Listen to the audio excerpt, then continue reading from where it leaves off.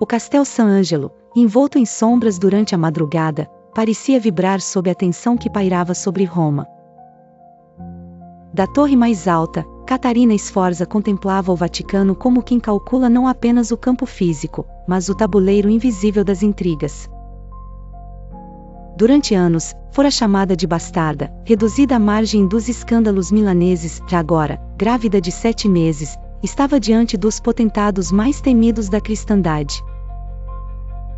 Ela se movimentava pelo castelo com a segurança de quem conhecia cada pedra, cada segredo enterrado sob as muralhas. Os guardas, acostumados ao silêncio dos padres e ao peso das relíquias, desviavam o olhar diante da postura irrefriável de Catarina. Seu vestido amarelo, marcado pela cavalgada noturna, denunciava a pressa e o risco. Ainda assim, cada dobra parecia parte de uma armadura desenhada por ela própria. Nos corredores, rumores se multiplicavam como pragas. Diziam que Catarina tinha domado os canhões, que rezava de forma profana sobre o ouro do tesouro papal, que sua gravidez era obra de um pacto sombrio. No fundo, a maioria temia algo menos sobrenatural, uma mulher determinada, atuando no terreno dos homens. O Colégio de Cardeais, incapaz de ignorar sua presença, organizou um conclave urgente, não para ouvir, mas para tentar dominar a nova senhora do castelo. A sala de audiência tinha o frio de uma cripta e o calor de uma arena. Os cardeais chegaram em fila, rubros de ira, empunhando alianças de ouro e olhos de fogo. Eles falavam baixo, como se cada sílaba pudesse invocar o próprio demônio.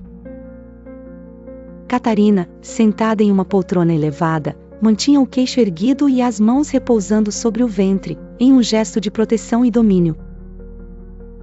A luz da manhã entrava pela janela, banhando-a num clarão que amplificava sua silhueta. O cardeal Savelli não demorou a reunir coragem para atacar. Vós manchastes a honra da igreja, condessa. As ruas clamam pelo vosso castigo.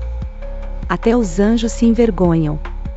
Seu tom era cortante, sua postura rígida, mas revelava medo, o tipo de medo que surge diante de algo incontrolável. Catarina observou cada movimento, cada gesto dos homens à sua frente. Sabia que suas palavras precisavam ser escolhidas a dedo, como quem seleciona a lâmina de um punhal. A honra da igreja, senhor cardeal, há muito se perdeu entre o ouro e as promessas quebradas. Meu pecado não é tomar poder. Meu pecado, se assim quiserem chamar, é não fugir dele. Ela moveu o braço, e um dos seus guardas abriu pesadas cortinas, revelando, não o tesouro, mas a bateria de canhões apontada diretamente para o distrito papal. O silêncio na sala era mais ensurdecedor que o trovão de qualquer tiro. O jogo havia mudado de sussurros para ameaça de destruição total. O cardeal Riario, parente de seu marido, tentou a manobra sentimental, apelando para seu lado materno: pense na criança que carrega. O que direis a ela sobre bombardear a Santa Sé? Catarina inclinou-se para a frente, o movimento acentuando o corpete justo e a força em seus ombros. Ela não desviou o olhar. Direi que sua mãe não se ajoelhou.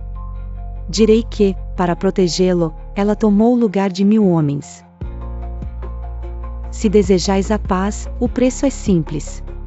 Quero a confirmação das terras de Forli e Imola para meu marido Girolamo e a segurança de nossa saída de Roma. Quero as promessas, assinadas e seladas, agora. Sua presença, a forma como ela se movia e falava, era um ato de domínio físico. Ela era a força bruta da natureza, incontrolável e avassaladora, confrontando a artificialidade da política clerical. A negociação não era sobre a razão, já era sobre quem conseguiria suportar a tensão do olhar dela por mais tempo. Os cardeais sabiam que, por trás daquele corpo que parecia prestes a dar à luz, havia uma mente disposta a apertar o gatilho. Não havia tempo para um cerco.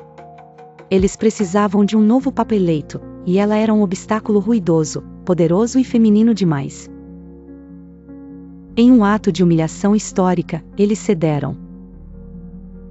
Os documentos foram trazidos, redigidos à pressa e assinados com mãos trêmulas. Catarina examinou cada linha com o rigor de um advogado, garantindo que nem mesmo uma vírgula pudesse ser usada contra ela no futuro. Com os papéis em mãos, a jovem de 17 anos, grávida e vitoriosa, preparou-se para deixar o castelo. A conquista de Roma não lhe interessava, ela queria seu próprio domínio. No dia seguinte, Catarina Sforza cavalgou para fora de Roma, seu cortejo mais rico em promessas e tesouros papais. Ela deixou para trás uma cidade em choque, com os cardeais se reunindo no conclave, para eleger um novo papa, Inocêncio VIII, atormentados pela lembrança da mulher que os havia derrotado usando sua própria vida como arma. Ela estava a caminho de Forli, seu reino.